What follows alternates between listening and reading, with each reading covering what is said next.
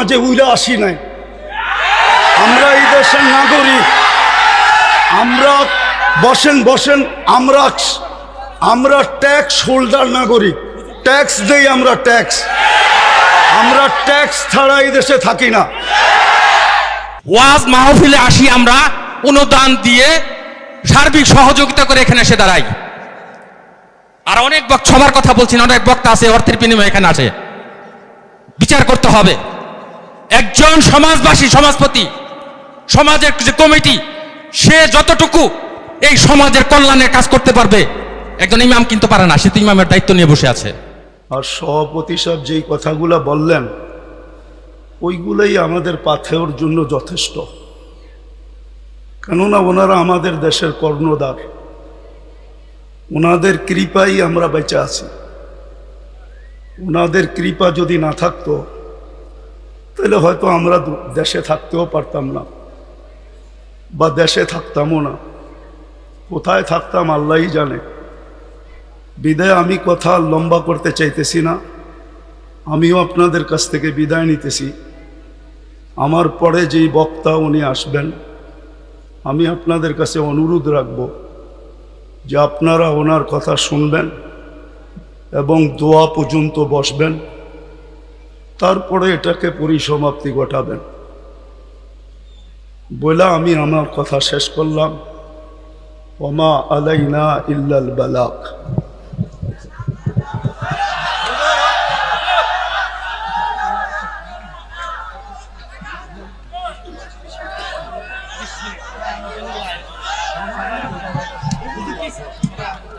সময় নাই আমার কাছে, আপনি বসেন, আমার কাছে সময় নাই। রাখেন রাখেন। আমরা সমাজে উইরা আসি নাই।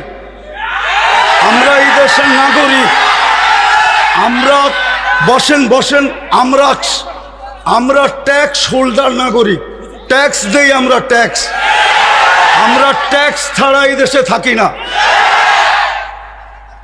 আপনারা বসেন, আপনারা বসেন। আমাদের দেশের কালচার এটা হয়ে গেছে। সবাই হুজুরদের কথা বলে, কিন্তু হুজুরদেরকে আন্ডার এস্টিমেট করে। আমি পায়ে হাত দিয়ে বলবো, আমাকে কেউ আন্ডার এস্টিমেট করেন না। আপনারা আমাকে চিনেন না, আমার পরিচয় জানেন না। বসেন, আপনারা বসেন, আপনারা বসেন। আমার পরিচয় আপনারা জানেন না। আপনারা আমাকে আন্ডার এস্টিমেট করেন না। আমরা সর্ব ওয়াজ মাহফিলে এটা ভুগতেছি আজকে 16 বছর ধরে না। আমরা জন্ম থেকে জ্বলছি, যেটা বাংলাদেশের প্রবাদ বাক্য, আমরা জন্ম থেকে জ্বলছি। জন্ম থেকেই জ্বলা। আর কতদিন? আপনাদের পায়ে হাত দিয়ে বলি বসেন, আওয়াজ করবেন না, কেউ আওয়াজ করবেন না। আমাদের সময়ের দাম আছে। আমাদের সময়ের দাম আছে, এরকম যে আমাদের সময়ের দাম নাই বা আমাদের এইটা কইরা খাইতে হবে এরকম কোনো জরুরি না যে আমাদের ওয়াজ করেই খাইতে হবে। আমাদের খাওয়ার অনেক ব্যবস্থা আল্লাহ রেখে দিছে। যেই আল্লাহ আমাকে জন্ম দিছে, উনি আমার খাওয়া তৈরি করেন নাই না? খাওয়া ছাড়া আমাকে দুনিয়াতে পাঠায় দিছে যে আমাদেরকে এইভাবে করে খাইতে হবে। আপনাদের পায়ে হাত দিয়া বলি, আওয়াজ করবেন না। বাস আমি যেটা বলছি, সভাপতি সাহেব আমাদেরকে দিক নির্দেশনা ভালোই দেখাইছেন, খারাপ না। কিন্তু আমি আপনাদেরকে বলতেছি, আমার হাতে সময় নেই। আমার আরেকটা প্রোগ্রামে যেতে হবে। আমার এইখানে লেখা আছে 9টা। দেখেন যদি লেখা না থাকে। এখন বাজে কয়টা বলেন তো আপনারা? হ্যাঁ, আপনারা আপনাদের লেখার উপরে আন্তরিক না? আন্তরিক না? আপনারা তো আন্তরিক না। আপনারা আমাকে 9টার সময় দিতে পারেন নাই। আপনারা এখন বাজতে শেষ 35 মিনিট আপনারা আমার লস করছেন। বিদা আমি আপনাদেরকে সময় দিব কোত্থেকে? আমার তো ছিল 9টার থেকে আমি 10টা দিব আপনাদেরকে 1 ঘন্টা। আমার মিশনই তো এই যুবকদেরকে নিয়ে খেলা। আমি তো যুবকদেরকে নিয়েই খেলি। যুবকদেরকে তো আমরাই তৈরি করছি। আমি যদিও দেশের স্বাধীনতা দেখি নাই, আমি দেখব কোত্থেকে? ওই 4 তারিখের রাত্রে তো আমি ইংল্যান্ড থেকে কানাডায় যেতেছিলাম। আমি তো জমিনেই ছিলাম না, 39,000 ফিট উপরে ছিলাম। নামার পরে আমি শুনছি দেশ স্বাধীন হয়ে গেছে। ওই দিন থেকে আমার দিলে জন্ম নিছে। আর আমি জানি আমার দেশের যুবক নিয়ে কোথায় রিচার্জ চলতেছে। আমার দেশের কয়জন বলতে পারবে এটা আমি জানি না, কিন্তু আমি জানি আমার দেশের যুবকদেরকে নিয়ে কোথায় রিচার্জ চলতেছে, কোন কোন দেশে বাংলাদেশের যুবক নিয়ে রিচার্জ চলতেছে। যে একটা দিন ছিল স্বপ্নে ভাবতে পারতো না।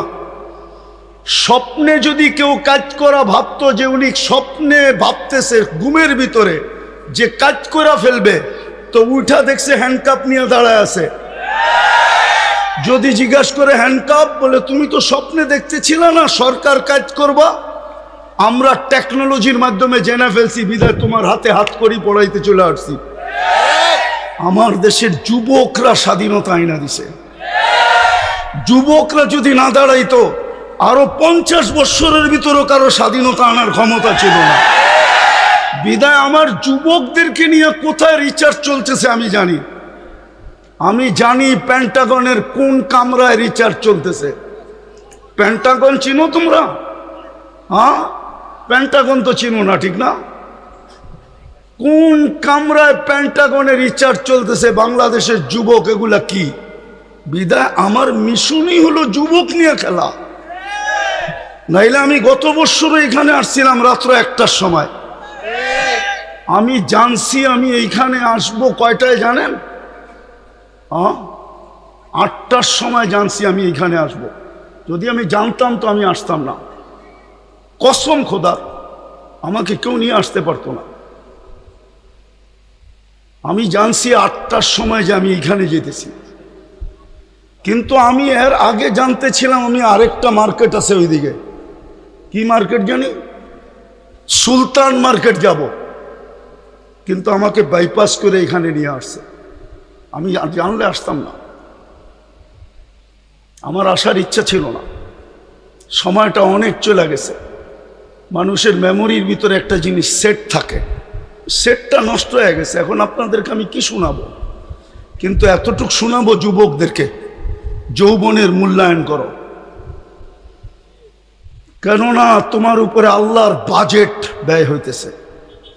আমাদের সবার উপরেই আল্লাহর বাজেট ব্যয় হইতেছে।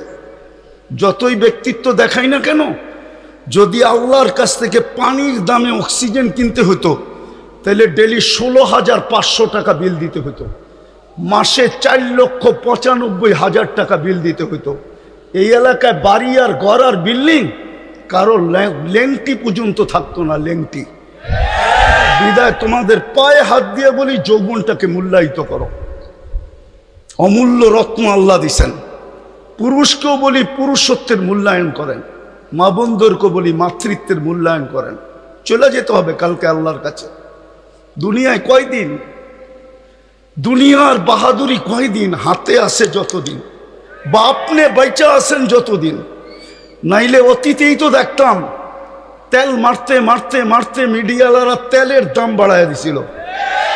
বিনা তেলে কিভাবে পাকাইতে হয় এটা পত্রিকায় লিখতে শুরু করছে। আজকেও দেখতেছি স্বৈরাচার বলতে বলতে গলা শুকায়া ফেলতেছে, মাঝে মাঝে শুকায় আবার পানিও খায়। তো চিত্র তো দেখতেছি আমাদের চোখেই। দুনিয়ায় কতক্ষণ? আমি বেঁচে আছি যতক্ষণ, অথবা আমার কাছে আছে যতক্ষণ।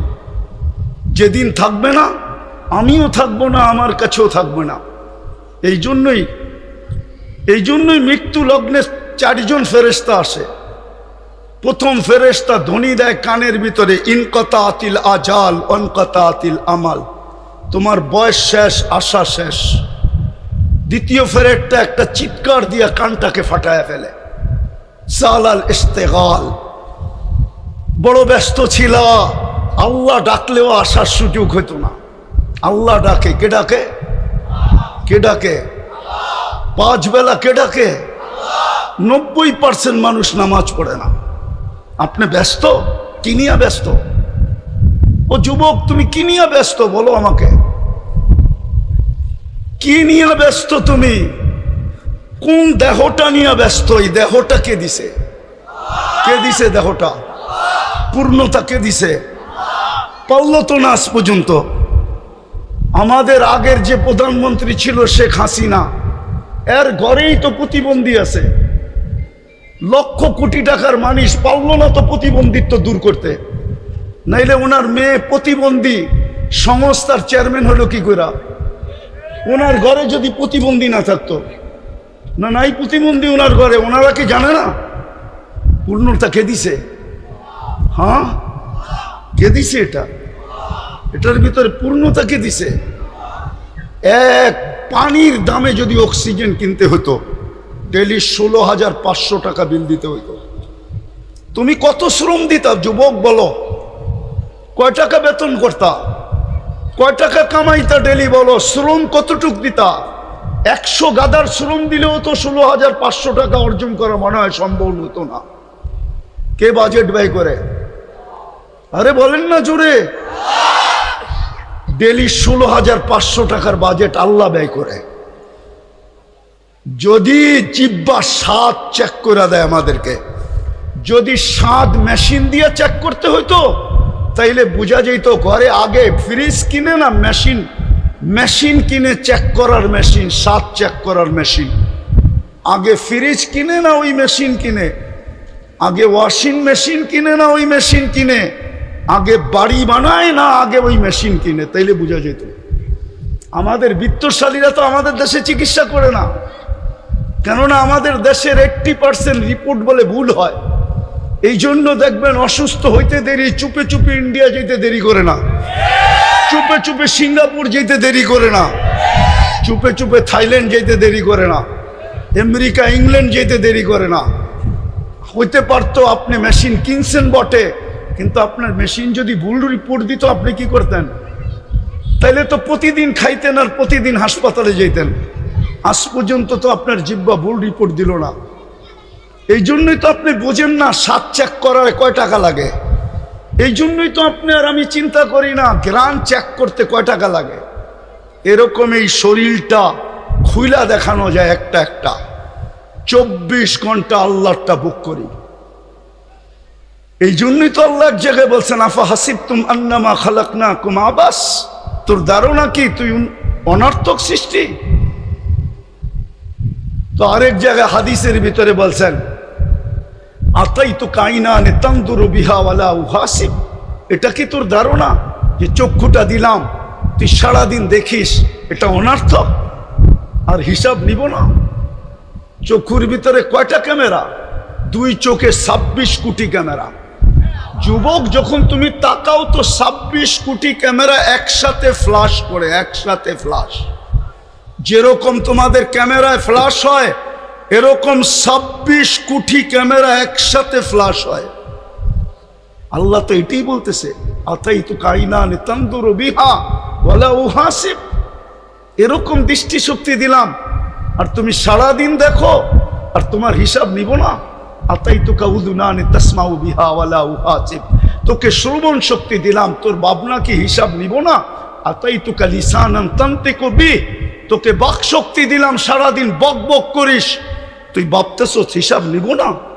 শুধু হিসাব নিব না, কোরআন বলতেছে ওয়া রাকিবুন আতীদ, মা মিন কওলিন ইল্লা লাদাইহি রাকিবুন আতীদ। আল্লাহ বলে 2 চৌকিদার বসায় রাখছি, অডিও চলতেছে, 24 ঘন্টার অডিও চলতেছে। এমন কি ঘুমের ভিতরে কি বলো ওইটা অডিও চলতেছে। যদিও ঘুমেরটা ডিলিট করে দেওয়া হবে, বাকি একটাও ডিলিট হবে না। আল্লাহ বলে আতাইতুকা আকলান তুমাইয়িসু বিহি, এরকম একটা ব্রেন দিলাম যেটা দিয়ে তুমি ভালো মন্দ বোঝো, আর তুমি ভাবো তোমার হিসাব হবে না, তোমার হিসাব হবে না। আতাইতুকা কলবান তাতাফাক্কারু বি ওয়ালা ইউহাসিব, আতাইতুকা ইয়াদানি তাবতিশু বিহা ওয়ালা ইউহাসিব, হাত দিয়া কর্ম করো, তুমি ভাবতেছো তোমার হিসাব নিব না। আতাইতুকা ইয়াদ রিজলানি তামশি বিহা ওয়ালা উহাসিব, 2টা পাও দিলাম চলার জন্য, তুমি ভাবো হিসাব নিবে না। আতকুনতা সাগীরা ফাকাব্বারতুক ওয়ালা উহাসিব, তুমি তো ছোটই ছিল, বড় তো আমি করলাম, তুমি ভাবছো তোমার হিসাব নিব না। কুনতা যায়িফা ফাকাওয়াইতুক ওয়ালা উহাসিব, তুমি তো দুর্বল ছিল, তোমাকে তো সুঠামত্ব দিলাম, তুমি ভাবছো হিসাব নিব না। কুনতা জাহিলা ফাআল্লামতুক ওয়ালা উহাসিব, তুমি তো অজ্ঞ ছিলা, তোমাকে শিক্ষা দিলাম, তুমি ভাবতেছো তোমার হিসাব নিব না? কুনতা মিসকিনা, তুমি তো মার পেটের থেকে অসহায় আসছিলে, ফাআগনাইতু, স্বয়ং সম্পূর্ণ তো আমরাই করলাম, তোমার ধারণা কি তোমার হিসাব নিব না?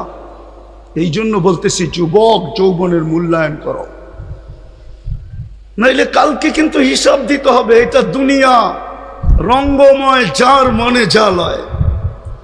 আল্লাহ ইচ্ছা স্বাধীনতা দিছে দিকা ইচ্ছা মতো চলতে পারি।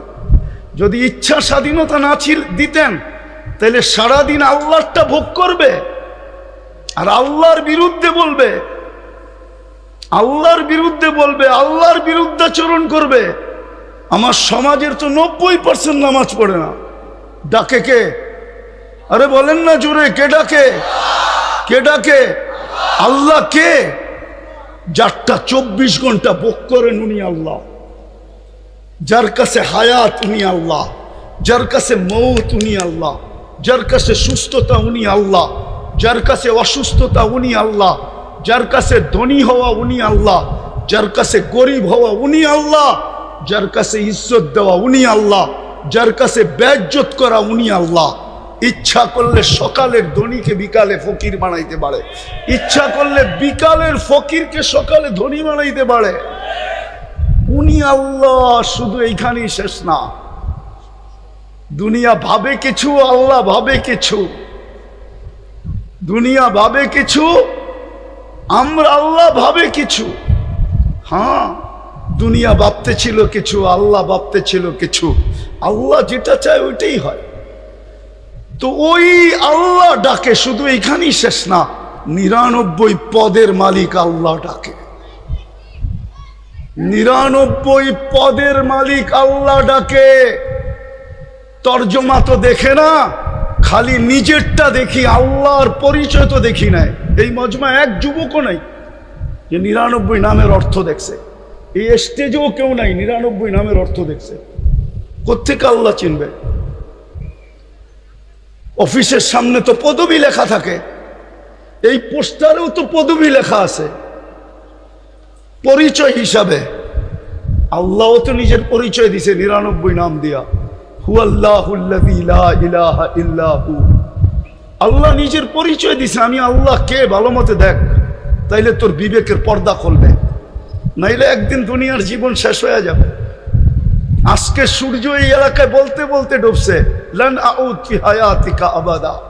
হতে পারে কালকে তোমরা কেউ আমাকে উঠতে দেখবে না। আমি দুনিয়ার শত জায়গা চিনি এই 2 চোখে। আমি একটা দেশ তো দেখি নাই এই পর্যন্ত। 103টা দেশ দেখা শেষ আমার, 60টা মহাদেশ দেখা শেষ আমার। হ্যাঁ হ্যাঁ, আমি শুধু উন্নত দুনিয়া নিউজিল্যান্ড দেখি নাই, বাকি সব দেখা শেষ। আর আল্লাহর মেহেরবানি, দেখতে বেশি সময়ও লাগে না। আমার পাসপোর্টের যে অবস্থা এখন আছে, যদিও কথা মিডিয়ায় চলে যাবে, আমার এয়ারপোর্টে যে টিকিট নিলেই চলবে। আমি বড় অহংকার করে বলতেছি না, আমি চিনি দুনিয়ার ওই জায়গা, এক রাত্রে মাটির সাথে মিশিয়ে দিয়েছেন। ওই জায়গা চিনি যে জায়গায় ঈসা আলাইহিস সালাম দাঁড়ায় জিজ্ঞাসা করছে এক রাত্রে কিভাবে সমূলে ধ্বংস করলো, তো বলছে বিতনা বিল আফিয়া আসবাহনা ফিল হাভিয়া। ফুর্তি করতে করতে ঘুমায় গেছিলাম, নিশ্চিন্তে সকালে উঠা দেখি হাবিয়া দুজকের ভিতরে। আজকে সূর্য বলতে বলতে এই এলাকায় ঢুকছে, এখনো মাটিটা বলতেছে তামশি আলা যাহরি মাসিরুকা ফি বাতনি। হইতে পারে এইখান থেকে উঠা কেউ বাড়িতেও পৌঁছতে পারবে না। এর আগেই শোনা যাবে হাসপাতালে নিয়ে গেছে, ডাক্তাররা ঘোষণা দিছে ডেড, চলে গেছে দুনিয়ার থেকে। হইতে পারে এরকম। এই জন্য মাটি 24 ঘন্টা বলে তামশি আলা যাহরি মাসিরুকা ফি বাতনি। আমার পিঠে চলমান, অতি সত্বর তুই আমার পেটে আসবি, তারপরে দেখবি ব্যবহার। এই জন্য আমি শেষ জায়গায় চলে আসছি। যুবক, তোমাদের পায়ে হাত দিয়া বলি, শুধু তোমাদের আয়োজন দেখে এতটুকু লম্বা করলাম, তোমাদের পায়ে হাত দিয়া বলি যৌবনের মূল্যায়ন করো। ওই যুবক নিজেকে বানাও যাতে আল্লাহ দেখা তোমাকে বলে লাউলা শাবাবা খুশা। দুনিয়ার মানুষ তোমাদেরকে ইজ্জত দিলে কতটুক দিবে? আমি জানি দুনিয়ায় কতটুক মানুষকে ইজ্জত দেয়, কতটুক দিবে দুনিয়ার মানুষ ইজ্জত। যদি দুনিয়ার মানুষ ইজ্জতই দিত তাইলে এখন বলতে হয় রাজনীতি কথা বলতেছি না, মনের কথা বলতেছি। হ্যাঁ, তাইলে জুলাই সনদ নিয়ে এত টাল বাহানা কোনোদিন হতো না। যদি মূল্যই দিত যুবকদেরকে, যদি জনগণকে মূল্যই দিত যে জনগণ করছে, যুবকরা করছে, তাইলে জুলাই সনদ নিয়ে এত টাল বাহানা হইতো না, এত গড়াগড়ি হইতো না, এত দাম কষাকষি হইতো না, এত ছানাছানি হইতো না, এত ফেটাফেটি হইতো না, এত চিল্লাচিল্লি হতো না। দুনিয়ার মানুষ কতটুকু দাম দিবে? দুনিয়ার মানুষ অতক্ষণ দাম দিবে যতক্ষণ তুমি চামচ হইতে পারো। বস, তোমার তরকারি বাড়া শেষ, তোমার প্রয়োজন শেষ। আমার কথা বিশ্বাস করো, আল্লাহ তোমাকে দাম দিবে যদি তুমি মূল্যায়ন করতে পারো যৌবনে। আমি হাদিস থেকে দেখাইতেছি কতটুকু দাম দিবে। আল্লাহ বলে লাউলা শাবাবা খুশা, ওই যুবকরা যদি জমিনে না থাকতো, যে নিজেকে লজ্জাপতির মতো আল্লাহর ভয়ে গুটায় নিছে, তো আল্লাহ বলে লাজাল তুসামা হাদিদা, আমি আকাশকে লোহার বানায় দিতাম, আল আরদা সাফসাফা, জমিনকে তামার, ওমা আনজালতু মিনাস সামাই কাতরা ওমা আম্বাততু মিনাল আরদি হাব্বা, জমিন থেকে একটা শস্যের দানা না, আকাশ থেকে একটা বৃষ্টির ফোঁটা না, বাল আনজালতু আলাইহিমুল আযাবা সাব্বা, একের পর এক আযাব দিয়ে ধ্বংস করে ফেলতাম। আর করবেন না কেন? আল্লাহ ডাকে, তারপরও তো আসে না, বলে আমি ব্যস্ত, আমি এই কাজে সেই কাজে, এই সেবায় সেই সেবায় ব্যস্ত। আল্লাহ ডাক, যে আল্লাহ অস্তিত্ব দিল, 99 পদের মালিক, শুধু আল্লাহ হইলে না মনকে বুঝাইতে পারতাম। শুধু আল্লাহ তো না, রহমান, রহিম, মালিক, কুদ্দুস, সালাম, মুমিন, মুহাইমিন, আজিজ, জব্বার, মুতাকাব্বিরুল খালিকুল বারিউল মুসাব্বিরুল গফফারুল কহ্হারুল ওয়াহ্হাবুর রাজ্জাকুল ফাত্তাহুল আলিমুল কাবিদুল বাসিতুল খাফিদুর রাফিউল মুইজ্জুল মুতিল্লুস সামিউল বাসিরুল হাকামুল আদলুল লতীফুল খবীরুল হালিমুল আযীমুল গফুরুশ শাকুরুল আলিয়ুল কবীরুল হাফিজুল মুকিতুল হাসিবুল জলিলুল করিমুর রাকিবুল মুজিবুল ওয়াসি আল হাকিমুল ওয়াদুদুল মজিদুল বাঈতুশ শহীদুল হকুল ওয়াকিলুল কবিয়ুল মতিনুল আলিয়ুল হামিদুল মুসি আল মুবদি আল মুঈদ আল মুহয়ি আল মুমীত আল হাইয়্যু আল কাইয়্যুম আল ওয়াজিদ আল মাজিদ আল ওয়াহিদ আল আহাদ আল সামাদ আল কাদির আল মুক্তাদির আল মুকদ্দম আল মুআখ্খার আল আউয়াল ওয়াল আখির আল যাহির ওয়াল বাতিন আল ওয়ালি আল মুতাওয়ালি আল বাররু আত তাওয়াব আল মুনতাকিম আল আফু আর রউফ মালিক আল মুলক আল জালালি ওয়াল ইকরাম আল মুকসিত ওয়াল জামি ওয়াল গনি ওয়াল মুগনি আল মানি আদ দার আল নাফি আল নূর আল হাদি আল বদি ওয়াল বাকি আল ওয়ারিস ওয়াল রশিদ আস সাবুর জাল্লে জালালু 99 পদের মালিক আল্লাহ ডাকে। 90 ভাগ আসে না নামাজে, 90 ভাগ নারী পুরুষ নামাজ পড়ে না। সে এক কাহিনী দিয়ে ইতি টানতেছি, এই জন্যই এক আল্লাহওয়ালা কবরস্থানে বৈশা কাঁদতেছিল। এক যুবক জিজ্ঞাসা করছে, বাবা তুই কবরস্থানে কাঁদিস কেন? এইখানে তোর কান্না দেখবেই বা কে? আর তোর যদি কোনো প্রয়োজন থাকে মিটাইবই বা কে? তুই লোকালয়ে কাজ যায়া। তো বাবা বলতেছে, কেন কাঁদতেছি জানিস যুবক? বললে কি তুই বুঝবি? বলে বল না বাবা, দেখি বুঝে আসে কিনা। তো বাবা বলতেছিল, চোখে দেখতেছি, চোখে। এই মানুষগুলা যখন দুনিয়ার উপরে ছিল, আল্লাহ 24 ঘন্টা মাফ করার জন্য ডাকতেন, কিন্তু কেউ মাপের জন্য হাত উঠাইতো না। আজকে 24 ঘন্টা আল্লাহ মাফ করার জন্য ডাকে। যুবক, তোমাকে 24 ঘন্টা ডাকে। এখন তো প্রথম আকাশ থেকে ডাকতেছে। ইমাম বুখারী বলছে, আমি বলি না, হালমি মুস্তাগফির ফাগফির আলা। তারপরে বাবা বলতেছিল, বেটা সচক্ষে দেখতেছি এখন সবাই 24 ঘন্টা মাপ চাইতেছে, আল্লাহ একবারও তাকায়া দেখে না। জানি না কথাটা যুবকদের দিলে লাগাইতে পারছে কিনা। আজকে মাফ করার জন্য ডাকে, কেউ হাত তোলে না, না নারী, না পুরুষ, না যুবক, না বৃদ্ধ, না শাসক, না শাসিত, কেউ হাত উঠায় না। কবরে যাওয়ার পরে মাপ চাবে, ওই দিন আল্লাহ আর তাকায় দেখবে না। এই জন্য আসো যুবক, যৌবনের মূল্যায়ন করি। পুরুষদেরকে বলতেছি পুরুষত্বের মূল্যায়ন করেন। মা বলতে বলতেছি মাবুদ, নারীত্বের মূল্যায়ন করি।